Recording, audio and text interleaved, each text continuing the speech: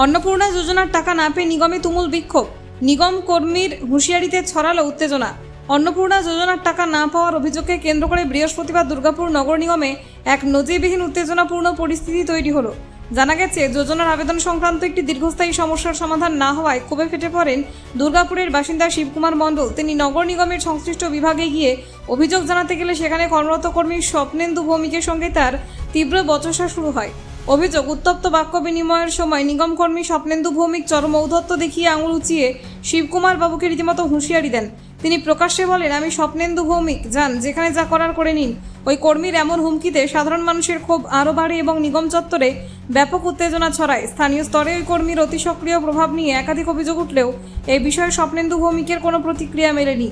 পরে পরিস্থিতি নিয়ন্ত্রণে আসে।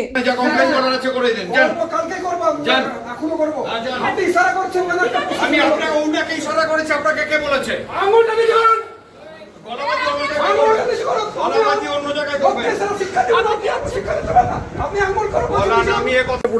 আমি অন্নপূর্ণা ভান্ডার দিয়ে একটা ফর্ম ধরেছি। আমার বললাম যে দেখুন আমার ঘরে একটা পেশেন্ট আছে, আমি করে দিলে আমি মেডিসিন পাবো। আজকে দীর্ঘ 20 দিন ধরে এখানে এসডি অফিস আর ডিএমসি অফিস ঘুরে বেড়াচ্ছি। 20 দিন ধরে আমি সার্টিফিকেট নিয়ে, ডিসেবিলিটি সার্টিফিকেট নিয়ে ঘুরে বেড়াচ্ছি যে আমার করে দেন, একটু আপনাকে পায়ে হাতে ধরছি যে আমার করে দেন সার্টিফিকেটটা।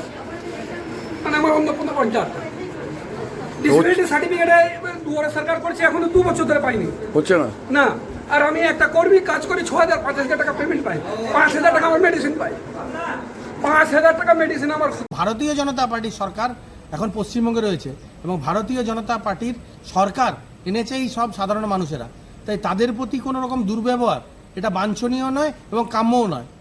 যে বা যারা এই ধরনের ঘটনা ঘটাচ্ছেন তাদেরকে আমরা সাবধান হয়ে যেতে বলছি, না হলে আগামী দিনে কিন্তু ভারতীয় জনতা পার্টির সরকার এই সব দেবতুল্য মানুষদের প্রতি যে অবজ্ঞা বা অবহেলা করছেন তার বিরুদ্ধে পদক্ষেপ নিতে বাধ্য হবে।